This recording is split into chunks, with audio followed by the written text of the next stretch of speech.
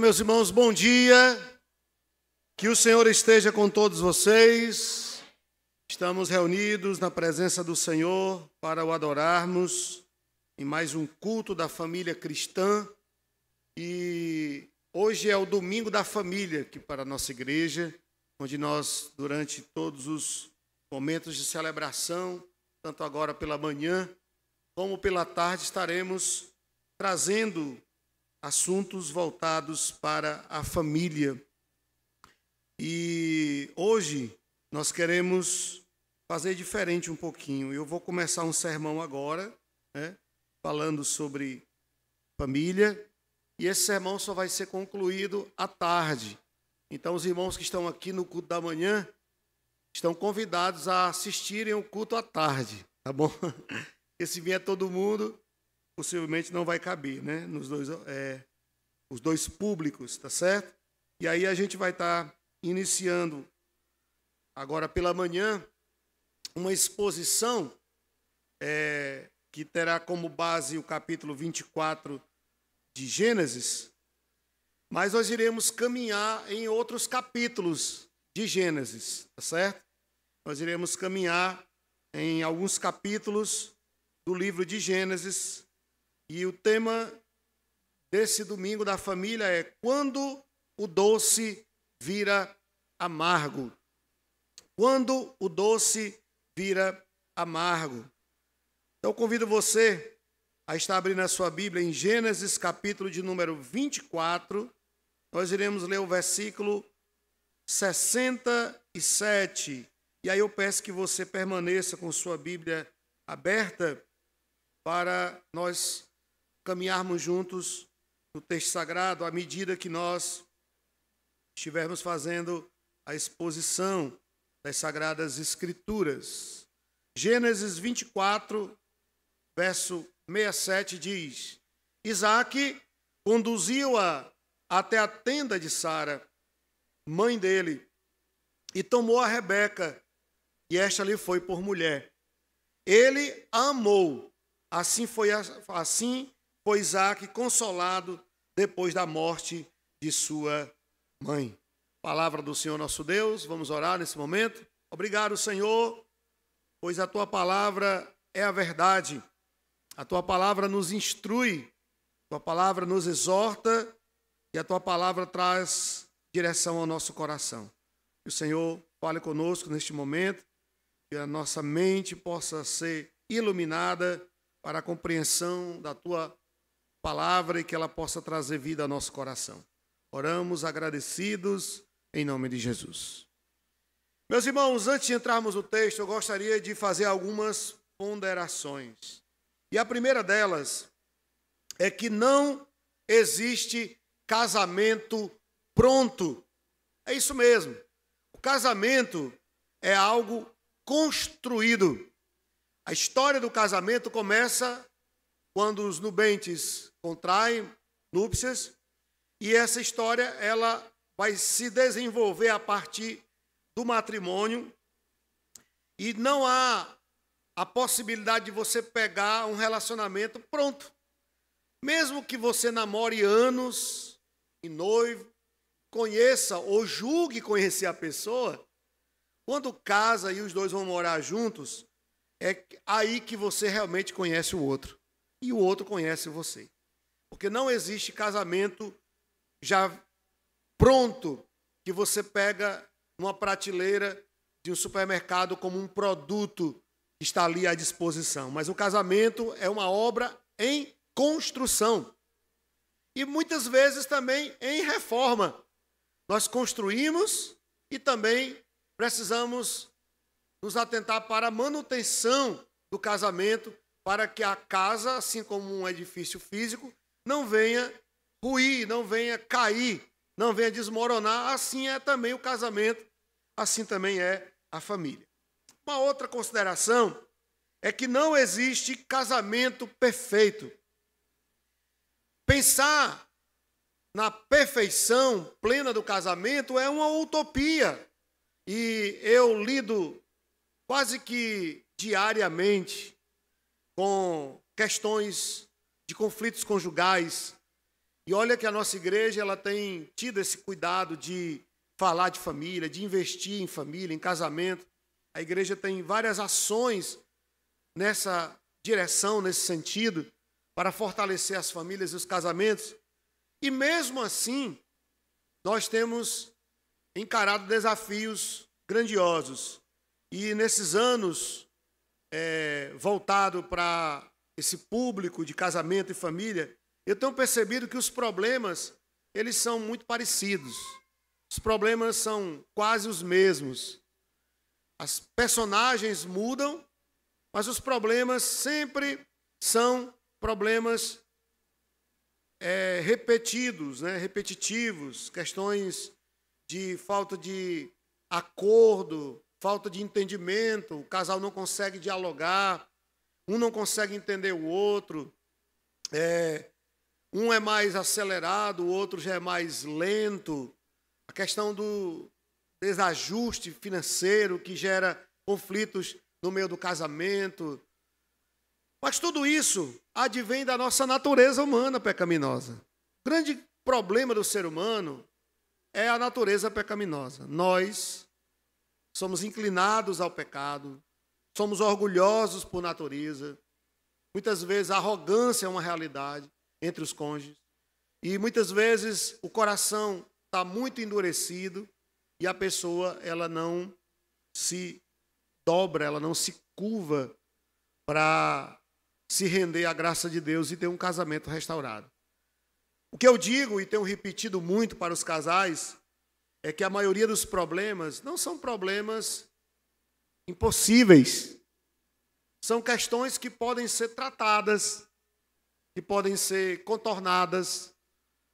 São questões que estão com a solução diante, às vezes, do casal, mas o casal não consegue perceber, não consegue entender, porque está envolvido emocionalmente naquela questão, porque o orgulho não deixa a pessoa olhar para dentro de si, reconhecer o seu coração.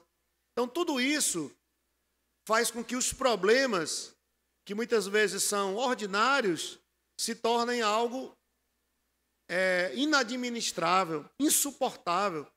Falta muitas vezes até maturidade, tato, para saber lidar, para saber tratar de algumas questões que é totalmente possível e viável de serem tratadas.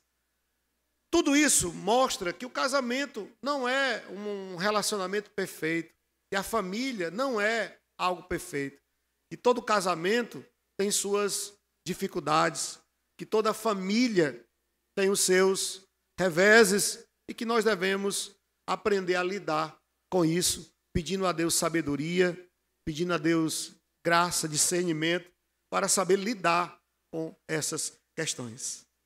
Uma outra consideração é que não existe felizes para sempre.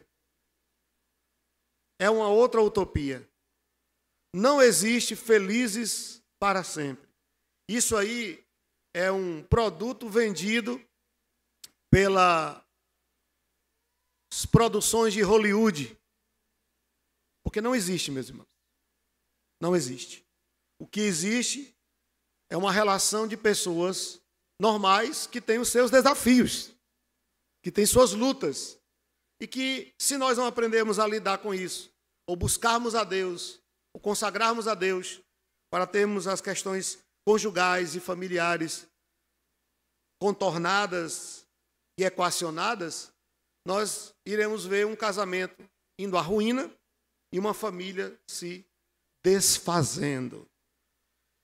A felicidade, ela é o alvo do ser humano, de todos nós. Todo mundo casa para ser feliz. Só os sociopatas que casam para fazer o outro infeliz. Mas alguém normal, que não tem um transtorno como esse, vai casar para ser feliz e, evidentemente, fazer o outro feliz, porque não tem como você ser feliz sozinho no casamento e na família. A gente que faz parte da família, que temos a nossa família, nós temos esse entendimento de que se não está bom para um, não está bom para ninguém. Porque o problema de um afeta a todos, afeta a todos. Então, meus irmãos, a família, ela foi criada por Deus com esse objetivo de ser um ambiente de amor, de harmonia, de paz e de felicidade. E a felicidade, ela é alcançável. A felicidade, ela é possível. Mas nós temos que lutar para conquistá-la, para alcançá-la. Nós temos que nos empenharmos para isso. E aí surge a questão, que é muito comum, por que cerca de 50% das pessoas que vão sorrindo para o altar passam o resto da vida chorando por causa do casamento? Por quê? Quem casa, como eu já disse agora há pouco, quer ser feliz. Quem casa quer construir um lar harmonioso, ter uma relação agradável, filhos que honrem os pais e a Deus. Mas por que metade das pessoas que casam vivem em conflitos, têm problemas e que não conseguem sair? Parece que a pessoa está num círculo, né? Eu certa vez ouvi alguém dizendo que a vida, ela se resume em 3 Cs. O primeiro é ciclo. A vida é feita de ciclos. Você tem que aprender a fechar um ciclo para começar um novo. Não dá para você deixar ciclos abertos na sua vida e abrir novos. Não dá. A vida é feita de momentos, de situações, de períodos, de ciclos. Então, os ciclos, eles começam e eles terminam.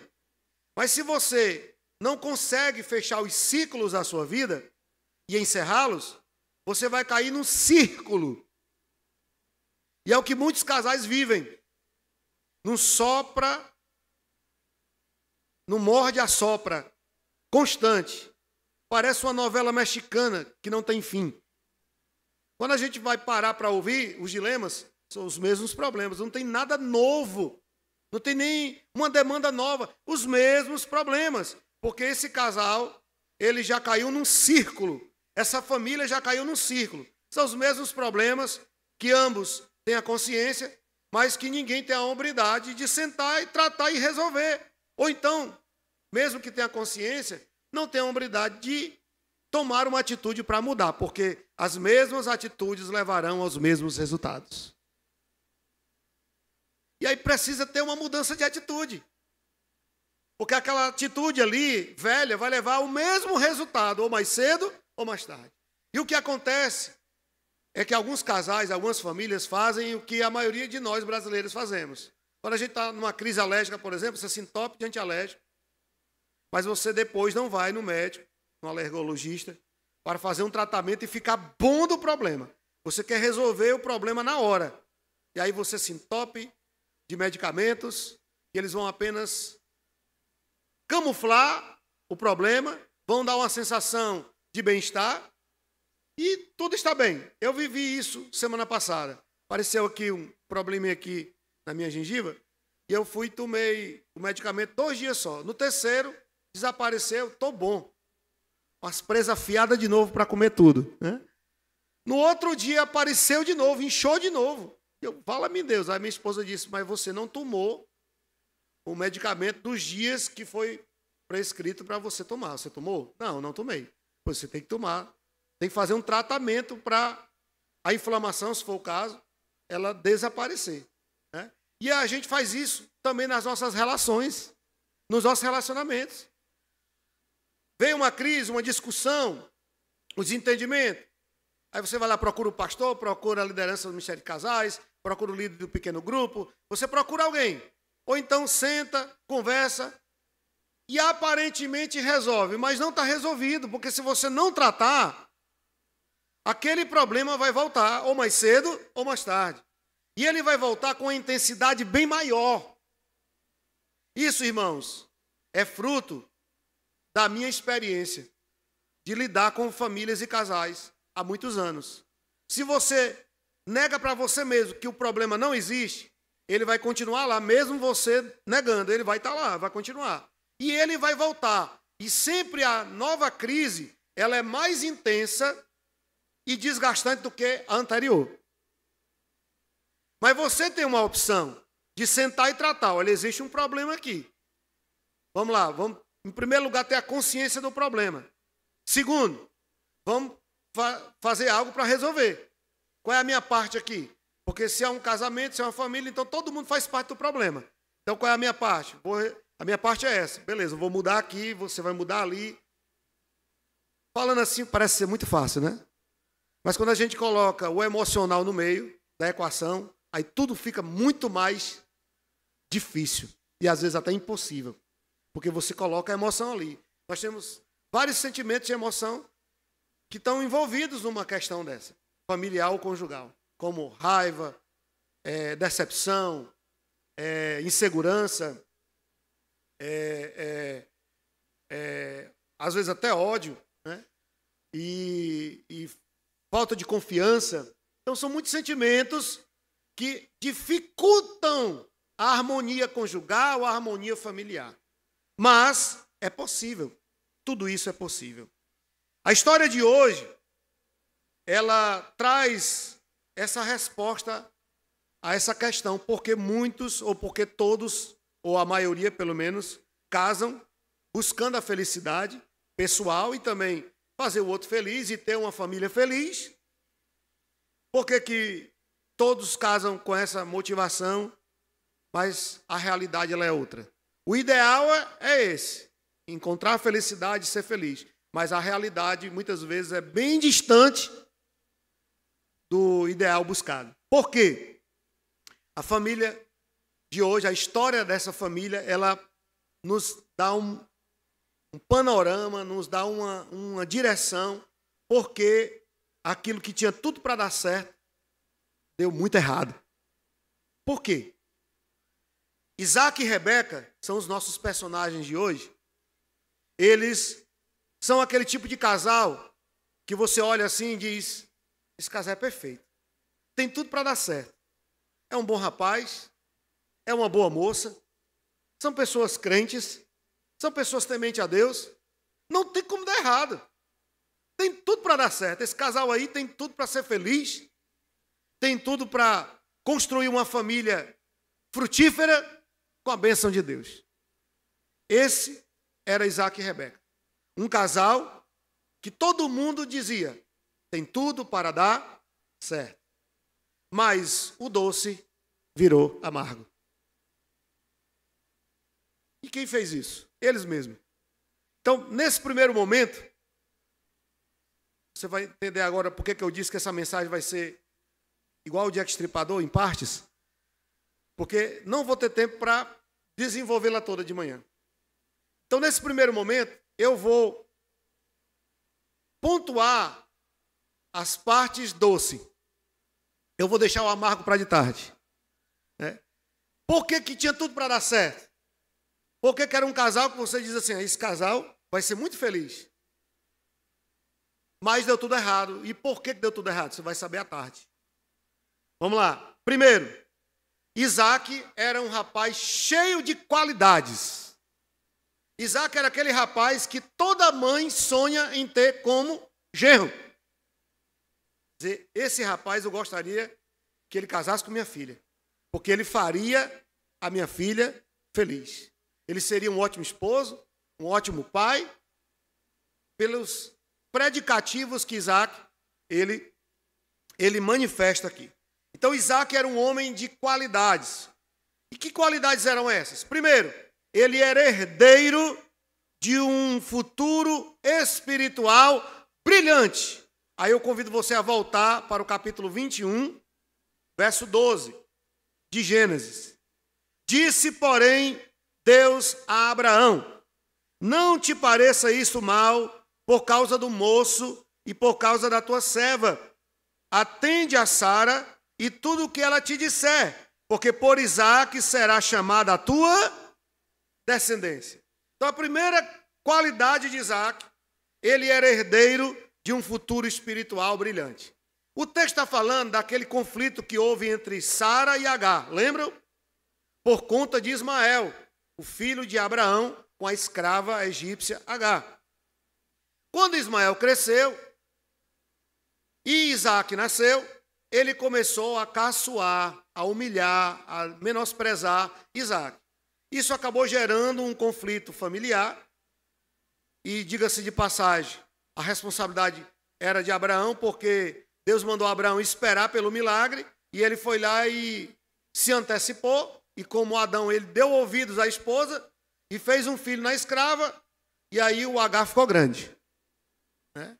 O H está aí, até hoje, o conflito no Oriente Médio entre família, que os palestinos são descendentes de Ismael, como todos os árabes do mundo, e Israel está lá no meio. Aquele pingo no Oriente Médio lá, que são os descendentes de Abraão. Então começa o conflito, Abraão permitiu a situação, mas como todo crente, todo bom crente, quando o negócio aperta, mesmo sabendo que a responsabilidade é sua, você recorre para Deus, que você não tem como resolver, e Abraão vai orar: Senhor, e agora, o que é que eu faço?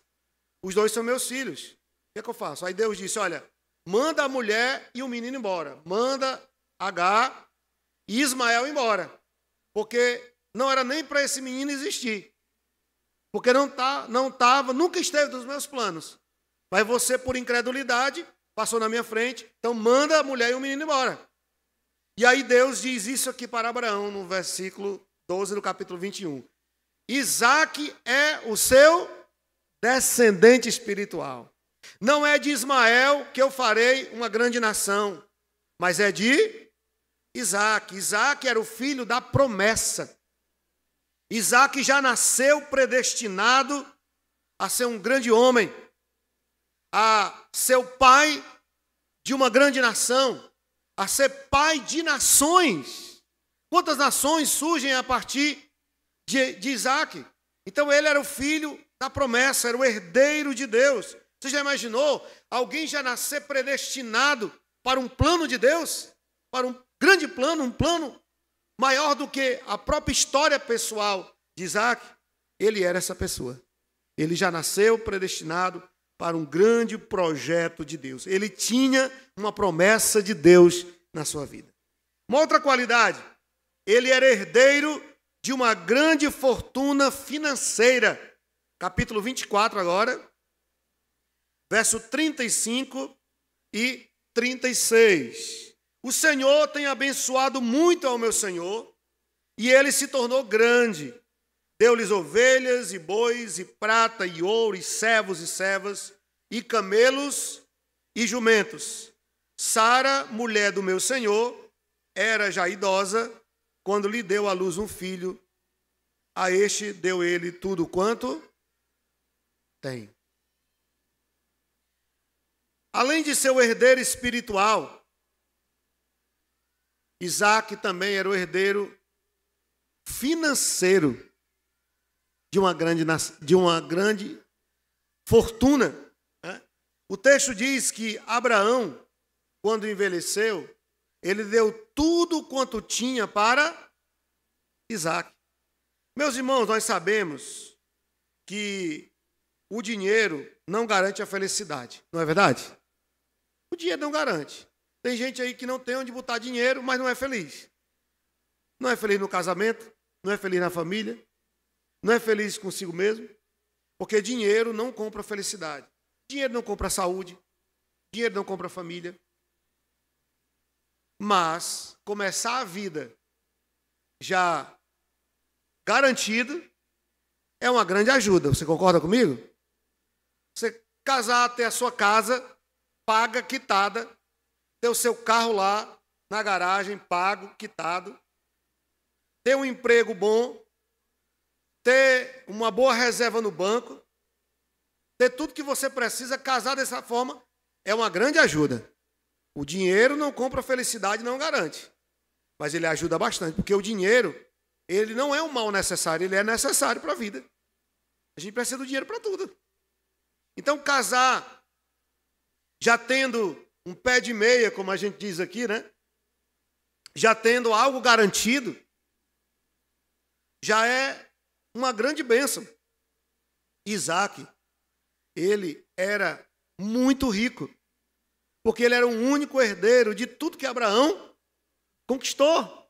E a Bíblia diz que Abraão se tornou o maior do Oriente na sua época. O PIB da família de Abraão, o produto interno bruto da família de Abraão, era maior do que o PIB daquela nação que ele morava. A ponto de Ló e Abraão ter que separar, porque o PIB dessas duas famílias era maior do que o PIB daquela nação. A terra não comportava a riqueza pessoal daqueles homens. Então Isaac, ele já começou a sua vida familiar, de casado, já com tudo garantido. Ele não tinha preocupação em pagar a conta da luz, a conta da água, nem ter como manter sua esposa ou sua família, porque ele era muito rico, era o herdeiro de uma grande fortuna. Terceiro, Isaac era um homem espiritual. Olha o que diz aí o verso 63 do capítulo 24. Saíra Isaac a meditar no campo, ao cair da tarde, erguendo os olhos, viu, e eis que vinham camelos. Meus irmãos, essa certamente é a maior de todas as qualidades até aqui, porque Isaac era um homem crente, era um homem temente a Deus, ele era um homem de devoção. O texto diz que ele saía, e a ideia aqui é que ele tinha um hábito de fazer, ele saía do meio ali do acampamento, né, do seu pai, onde existiam vários escravos e pessoas, ele se afastava e ficava ali naquele momento de solitude, para quê? Para meditar, para orar, para falar com Deus. Então ele era um homem de devoção, ele tinha o hábito de falar com Deus, de orar, tinha uma vida de comunhão com Deus. E isso conta muito, porque quando há espiritualidade no lar, na família, os problemas não vão deixar de existir, mas eles são resolvidos, são atenuados. Quando há espiritualidade, quando a família ora, quando a devoção a Deus é um cuidado primário da família, e a família coloca isso como prioridade, a devoção a Deus, erguer um altar a Deus no lar, na casa. Quando os problemas surgem, a forma como essas pessoas reagem é diferente. Porque os problemas irão surgir, os desafios, mas as pessoas irão conseguir saber lidar com todas essas questões. Isaac era um homem de oração, ele era um homem crente. Esse não é o único texto que deixa isso evidente. No capítulo 25, por exemplo, verso 21 e verso 26, diz que Isaac orou, sabe quantos anos? Para Deus abrir o ventre de Rebeca para ela ser mãe? 20 anos. O texto diz que quando ele casou, ele tinha 40 anos. E quando nasceram gêmeos, ele tinha 60. Ele orou 20 anos pela sua esposa, para que Deus a fizesse fértil, para que ela pudesse ser mãe. Você, marido que está aqui hoje, me ouvindo, você ora pela sua esposa? Ou você só amaldiçoa, espragueja, deseja o mal? Porque às vezes o casal está tão inflamado que o que sai da mente ou da boca são palavras assim, de maldição. Nunca vai melhorar, só vai piorar. Você reclama tanto da sua esposa, mas você tem orado por ela? Você, esposa, sempre está acusando, apontando as falhas do marido, mas você tem orado por ele? Antes de falar para a esposa ou para o marido, nós precisamos aprender a falar para Deus, meus irmãos. Isaac, antes de conhecer Rebeca, ele já orava por ela. Porque quando ele a encontra, ele está exatamente no campo, orando e meditando. Por isso que muitos casamentos cristãos não dão certo, porque não são cristãos. São pessoas da igreja, mas não estão em Cristo. Não vivenciam e não aplicam o evangelho na sua vida e nas suas relações. Não tem como dar certo. O fato de você vir à igreja e frequentar a igreja não vai fazer nenhuma diferença se você não pegar tudo que está sendo falado e aplicar na sua vida. E colocar em prática. Não vai ter efeito, não vai ter sentido. Então, Isaac era um homem crente, era um homem espiritual, era um homem de devoção a Deus. Eu tenho repetido muito nesse mês, que é o mês de oração em família, que o compromisso da devoção familiar não é da igreja, é das famílias, é nossa. Cada lar, cada família ter esse cuidado, meus irmãos. E Isaac era esse homem. Quarto, Isaac, quando casou, era muito jovem. Capítulo 25, verso 20. Era Isaac, de 40 anos, quando tomou por esposa a Rebeca, filha de Betuel, o arameu de Padã Arã, irmã de Labão. Você pode estar pensando aí, mas um homem de 40 anos não é mais tão jovem, né?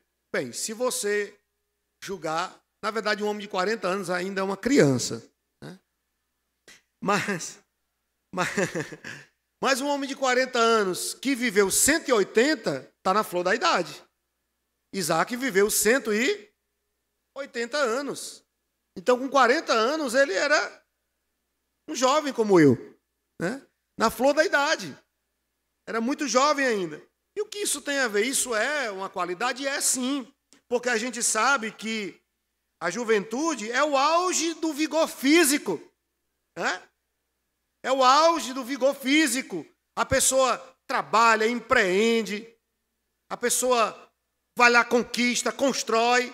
Quando vai chegando a idade, aí você vai querendo se aquietar, né? No auge do vigor físico, você não se cansa. Não se cansa, você trabalha, estuda, passeia, se diverte, serve a Deus, vem para a igreja e não se cansa. Vai chegando a idade, aí você começa a diminuir o ritmo. E tem que diminuir mesmo. Você vai diminuindo o ritmo, vai diminuindo, porque o vigor, ele vai diminuindo. Ele vai diminuindo, é natural. Então, ele casa no auge do seu vigor, com coragem e disposição para trabalhar, para construir, para empreender, para conquistar. Então, esses são os predicativos de Isaac. Mas Rebeca era uma moça cheia de predicativos também. Então, vamos lá. As qualidades de Rebeca. Em primeiro lugar, era uma jovem trabalhadora. Capítulo 24, verso 15. Vamos voltar para o capítulo anterior. Considerava ela ainda, quando saiu Rebeca, filha de Betuel, filho de Milca, mulher de Naó, irmão de Abraão, trazendo um cântaro ao ombro. Rebeca ensina muito, essa Rebeca ensina muito às moças de hoje, que não prega um prego numa barra de sabão. Moças que não têm coragem de fazer absolutamente nada. Tem moças que não têm coragem de lavar nem o prato e o talher que usa. Que não tem coragem de lavar suas próprias roupas. Você, rapaz, que está namorando ou que está pensando em casar, abra o teu olho. Chega de surpresa. Começa a observar como é que essa moça é dentro de casa, com os pais, como é que ela trata os pais, como é que ela se comporta dentro de casa. Porque do jeito que ela foi em casa, ela vai ser no casamento. Aliás, ela vai ser pior. Porque tem gente que casa na ilusão de que não, está assim, não está bom, está ruim, mas quando casar, muda, melhora, muda para pior. O casamento amplifica o que já não está bom, como também amplifica o que já é bom. O casamento tem esse poder de amplificar, tanto para o bem como para o mal. Então tem moças que hoje são mortas nas calças.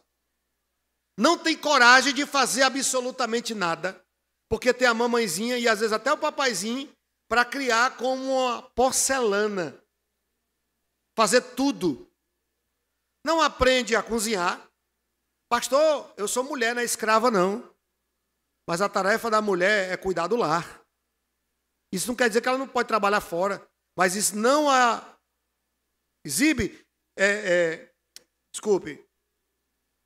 não anula a responsabilidade dela de cuidar do lar, da casa, do esposo, dos filhos. Né?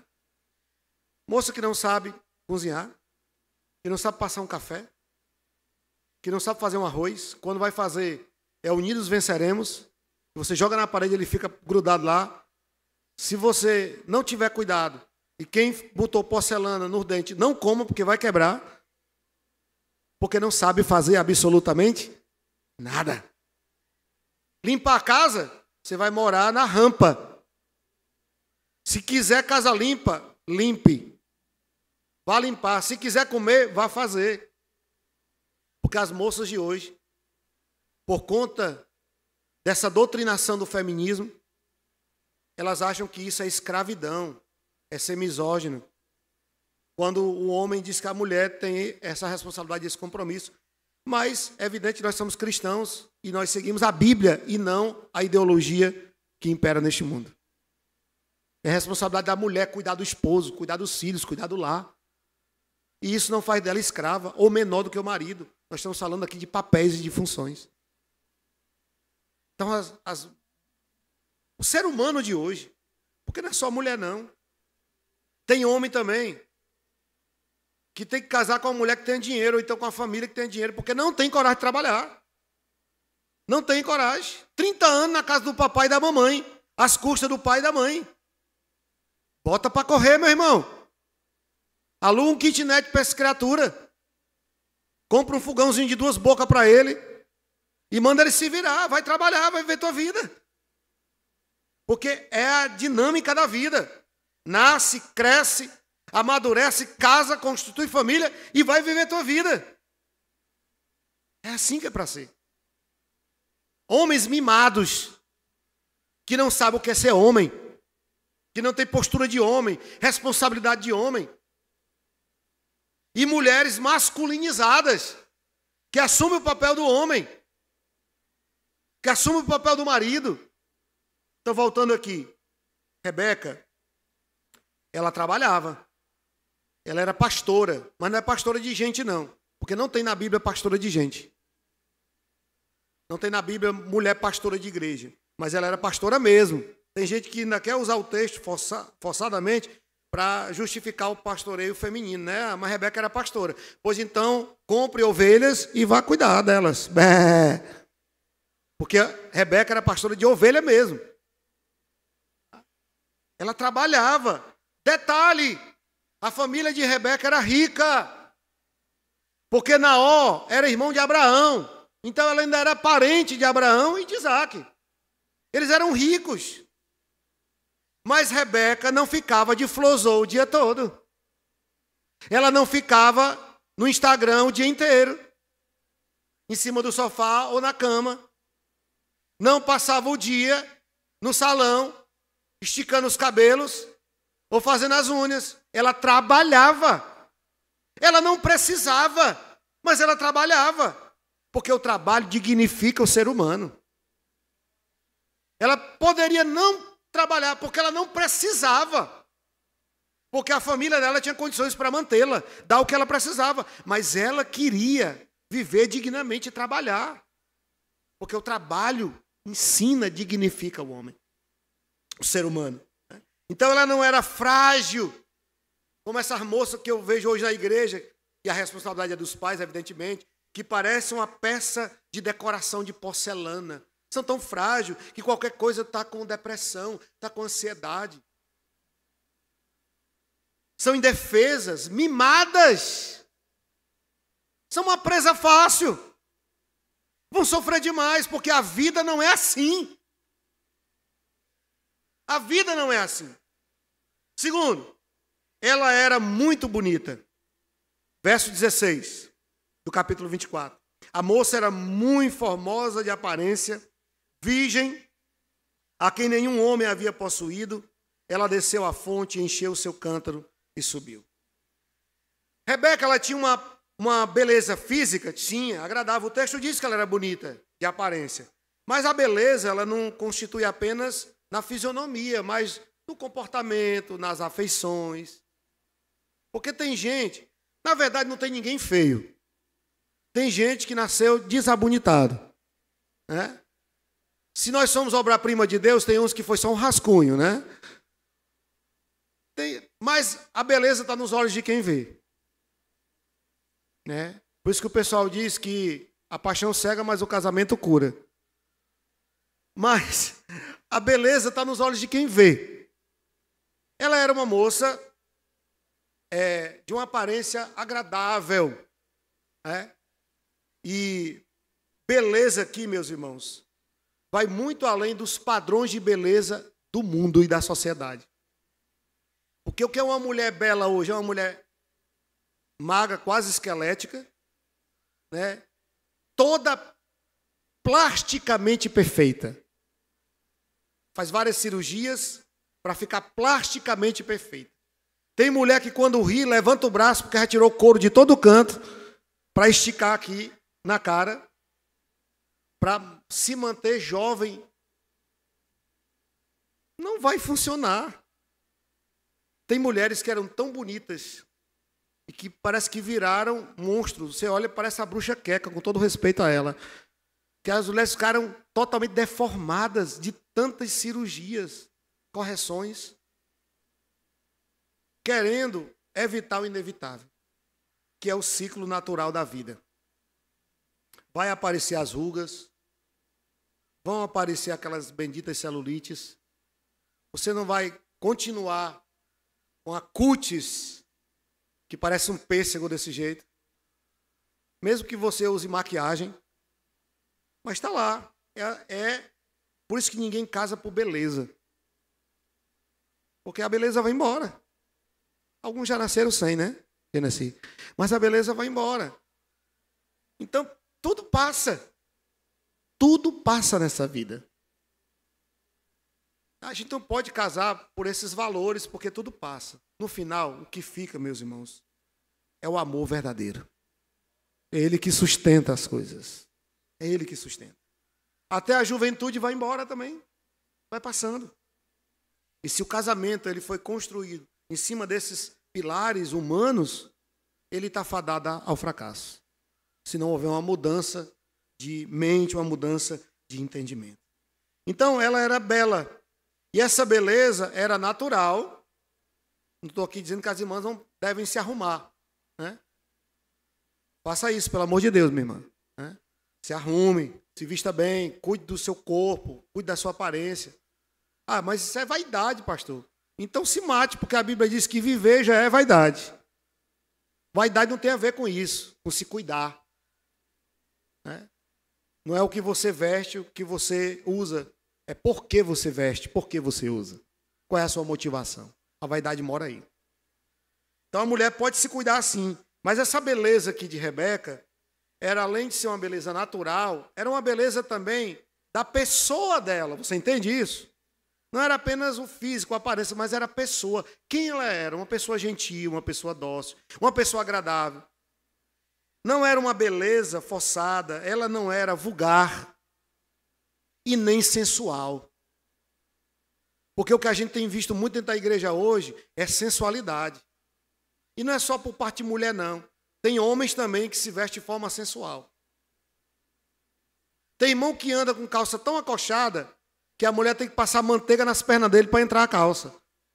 E ele não pode nem dar glória a Deus no culto porque não tem ar suficiente. Para quê? Quando começa a ir para a academia, que nasce aquele carocinho de ato aqui, começa a andar todo acochadinho, usando a camisa do filho, né? Menor. Isso é pecado, porque isso é sensualidade. Né? Depois que inventaram essa praga do metrosexualismo, cuidado, porque é só uma letrinha para outra coisa, né? De metro para outra, é só uma letrinha.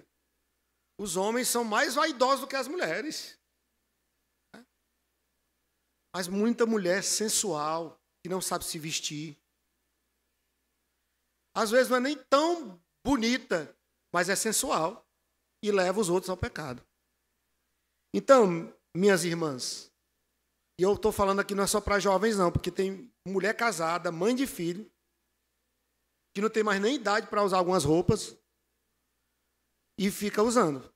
Eu não sei onde é que está o marido dessa mulher, eu não sei que cristianismo essa mulher segue, mas é vergonhoso. Mulheres que não sabem se vestir, casadas, mãe de filhos, deveria aprender a se comportar, ter compostura. E eu estou falando dentro da igreja, porque eu não frequento bar, não frequento boate. Eu só vou para o culto. E é dentro da igreja. Tem que saber se comportar, tem que saber se vestir com decência.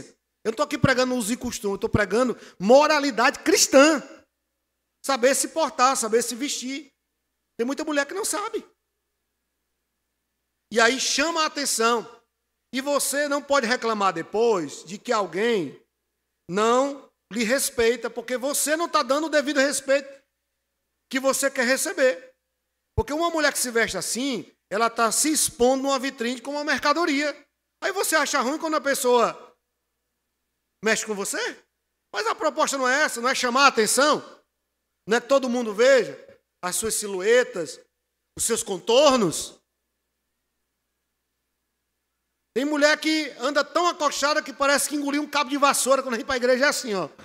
Assim, irmão. Toda acochada, mostrando todo o desenho do corpo. Eu não acredito que você está lá de frente do espelho, vestindo essa cuja roupa, e dizendo, Jesus é para ti, viu? Chegar lá no culto, o Senhor vai dar um assobio para mim. Não é. Não é. Ou é para que as outras mulheres vejam que você é a poderosa, ou é para que os homens lhe desejem. O pecado mora aí. Sensualidade é pecado. Terceiro, Rebeca era prestativa. Verso 20 do capítulo 24. E apressando-se em despejar o cântaro no bebedouro, correu outra vez ao poço para tirar mais água. Tirou-a e deu a todos os camelos. O texto está falando do momento em que Eliezer, que era o servo de Abraão, encontra Rebeca lá em Padã Arã. Ele chega com os camelos de viagem, não tinha como tirar a água do poço. Lá vem Rebeca com o rebanho. Ela era pastora. E ela chega ali, ela estava trazendo certamente uma vasilha para tirar a água. E aí, Eliezer pergunta se ela poderia dar um pouco de água para os camelos dele, que ele não tinha como tirar. E ela tira a água, ela serve os camelos de Eliezer, sem conhecê-lo. E depois ela percebe que os camelos estavam com muita sede. Ela vai novamente no poço e pega novamente a água e traz. Ela mostra ser alguém prestativa. Sabe aquele tipo de filho, de neto, que não está nem aí para os pais ou para os avós? Que vê a necessidade, mas não está nem aí, egoísta, só pensa em si. A casa pode cair, não caindo aqui em cima da minha cama, não atingindo o meu smartphone, que o mundo se exploda.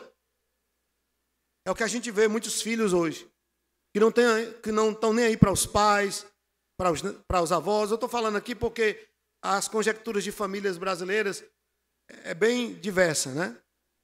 De não só pais, mas avós. Muitos netos moram e vivem com os avós. Mas ela era prestativa, ela sempre estava pronta para servir, para ajudar, para fazer além do que era pedido a ela. Rebeca tinha força nos braços, destreza nas atitudes e generosidade no coração. Força, coragem para fazer, destreza, ou seja, era alguém proativa e era alguém generosa. Era esse sentimento que a movia. Quarto, era uma boa filha. Verso 55 do capítulo 24. Mas o irmão e a mãe da moça disseram, fique ela ainda conosco alguns dias, pelo menos 10, e depois irá. Além de ser alguém de saúde, moral, de saúde espiritual, ela também era alguém de saúde emocional. Era alguém que se dava bem com todo mundo, a ponto da família pedir para Eliezer ficar mais uns dias, para eles se despedirem dela, porque iriam sentir muita saudade, muita falta quando ela fosse embora. Porque era alguém agradável, era uma boa filha, era uma boa irmã, era alguém que a sua presença fazia diferença. Sabe, irmãos, eu fico muito triste quando eu escuto, e eu já ouvi algumas vezes de pais dizer assim, pastor, não vejo a hora dessa criatura casar e ir embora. Eu oro todo dia para essa criatura arranjar alguém, que Deus jogue, rebole alguém na frente dessa criatura, para que ela case e vá embora de casa. Ou então os filhos dizer, eu vou casar com o primeiro que aparecer. porque eu quero sair de casa, eu não aguento mais. Eu vejo muito isso, infelizmente. Tanto pais que querem se ver livres dos filhos, porque não suportam, como filhos que não suportam mais os pais e acham que o casamento é a fuga, é a solução, que na verdade não é. Não é. Mas Rebeca era alguém querida. Era alguém querida, que as pessoas faziam questão de tê-la com ela, tê-la junto delas, presente com elas. Quinto, era decidida. Capítulo 24, versos 57 e 58. Disseram: chamemos a moça e ouçamo-la pessoalmente. Chamaram, pois, a Rebeca e lhes perguntaram: queres ir com este homem? Ela respondeu: eu irei. E esse é um dos dramas da juventude moderna, né? Não sabe o que querem. Vive a vida com aquela florzinha de margarida, bem, me quer, não me quer, eu vou, eu não vou. É medicina, é direito, é engenharia, é enfermagem. Meu Deus, o que é que eu vou fazer? Não sabe. Não sabe. Você conversa com adolescentes hoje, com jovens, eles não conseguem terminar nenhuma frase. E eles não têm raciocínio lógico. Consegue. Pessoas aqui da igreja que trabalham em RH de empresas dizem para mim isso: pastor, a gente vai fazer entrevista com esses jovens. Meu Deus. Parece que o mundo está caminhando para que aquela série da HBO vire uma realidade. The Walking Dead. É um bocado de zumbi, né? Você vê os adolescentes hoje, nem correr sabem, porque não tem coordenação motora. Passa o dia no celular. Eles andam batendo, se estapeando nas coisas, batendo em cadeira, nas pessoas. Não tem nem coordenação motora, porque é o dia inteiro com o celular na mão. Não sabe mais o que é brincar de bila, jogar de bola, arrancar a unha e jogar a terra em cima da unha para a mãe e o pai não ver. Pronto, show de bola. Até o metiolate não dói mais. Isso é um crime. Metiolate não doer. As pessoas estão sendo tão mimadas que elas não sabem mais o que é a vida. E quando elas têm que encarar uma situação, eu vou morrer, me dá uma corda. Porque não tem mais perspectiva real da vida. Mas Rebeca era uma moça decidida, ela sabia o que ela queria. Ela não ficava perguntando o que é que os outros acham. Ela sabia o que ela queria. Quando perguntaram: você tem coragem, você quer ir com ele? Ele veio aqui para levar você para casar com o seu primo Isaac. E aí, você quer ir? Eu irei, eu vou. Eu sei o que eu quero. Tem gente, meus irmãos, que a sua vida se resume naquela música do Titãs, Epitáfio. O acaso vai me conduzir enquanto eu andar distraído. Vai viver na vida. Igual batata no monte, e cresce sozinho. Não, a vida não pode ser assim. Você tem que saber quem você é, em primeiro lugar. Mas essa ressignificação você não vai encontrar num consultório de psicólogo. Você vai encontrar em Cristo e na cruz.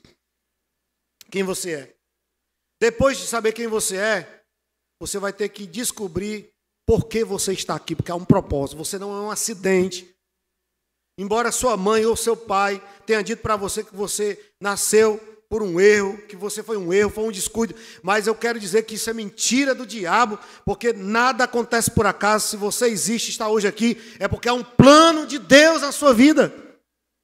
E a nossa missão de vida é viver para a glória de Deus, para cumprir os planos de Deus. Sexto, era recatada. Capítulo 24, verso 65. E perguntou ao servo: quem é aquele homem que vem pelo campo ao nosso encontro? É o meu senhor, respondeu. Então tomou ela o véu e se cobriu. É exatamente o contrário do que a gente vê hoje, né? Hoje as mulheres estão tirando o véu.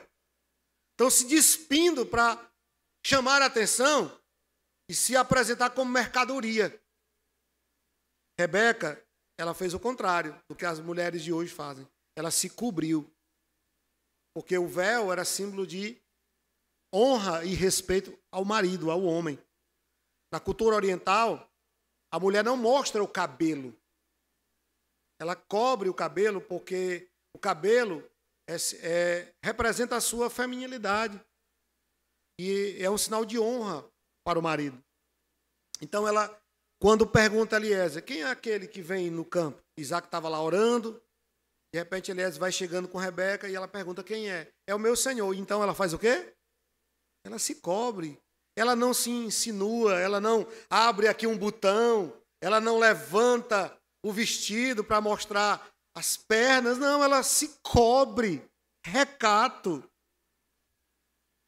Então, em vez de se despir e se mostrar insinuante, ela buscou o recato.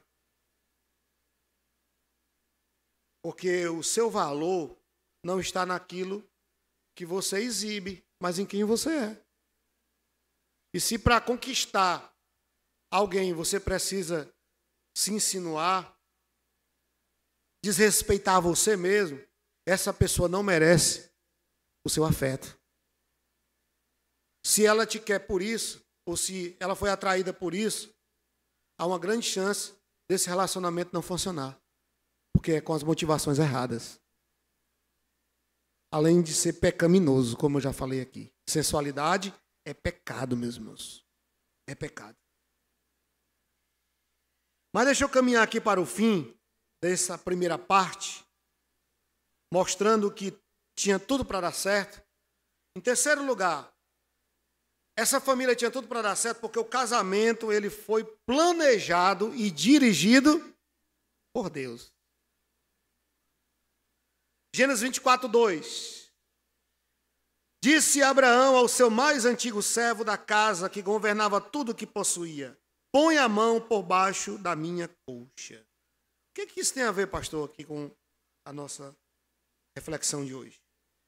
É que a escolha que foi feita não foi motivada pela aparência.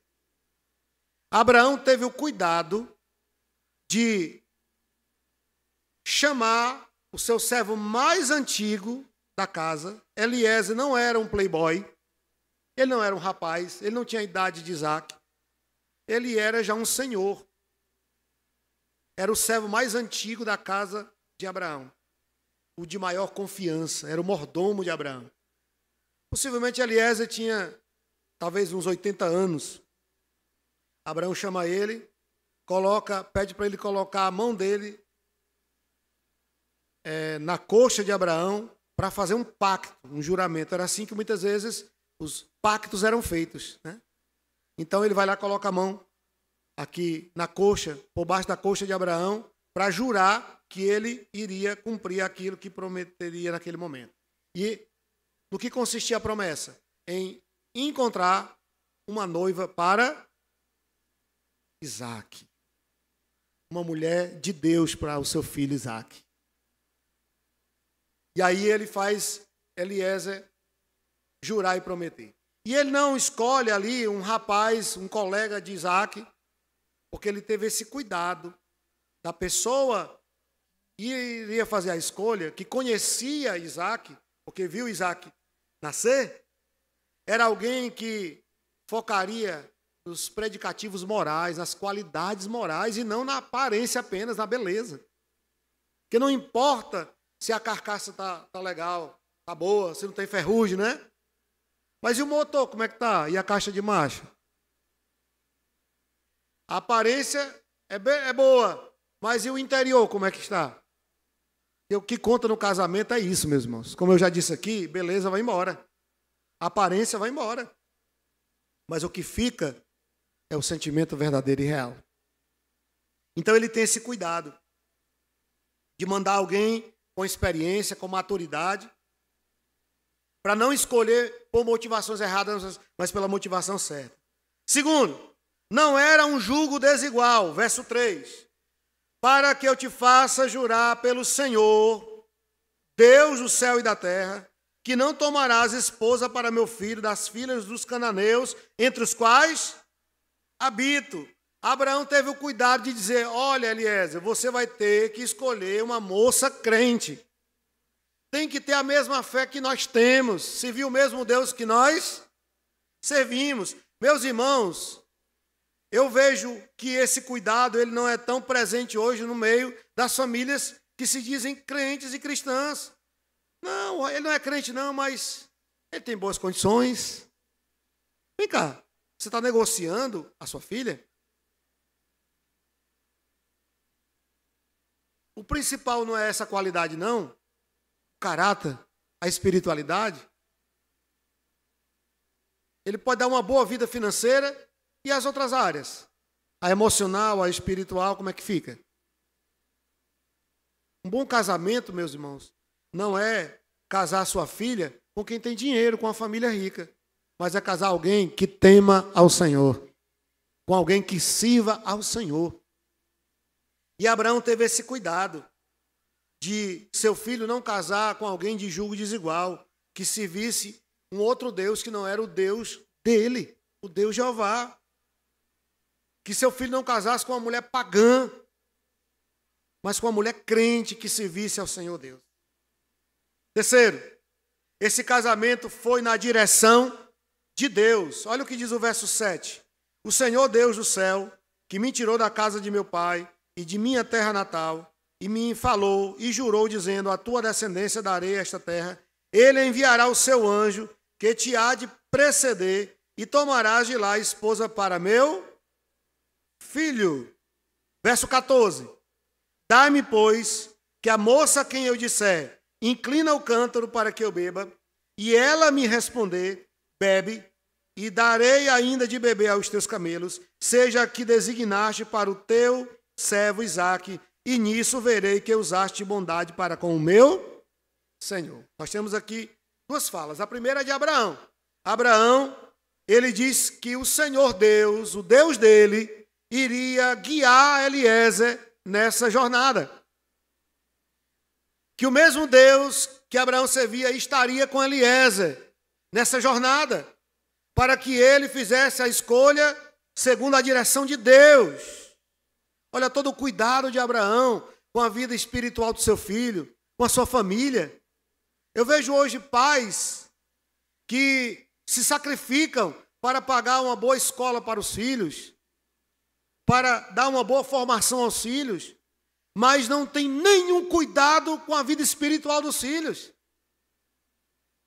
Nem a Bíblia lê com eles, nem o culto doméstico faz em casa, mas você está pagando mensalidades altíssimas numa escola conhecida na cidade para dar uma boa formação a ele. Do que adianta ele ter uma boa formação se ele não tiver o caráter de Cristo? Se você perdê-lo para o mundo, qual é o ganho nisso? Abraão tinha todo esse cuidado. Mas Abraão não era o único crente aqui. Eliezer também era um homem crente.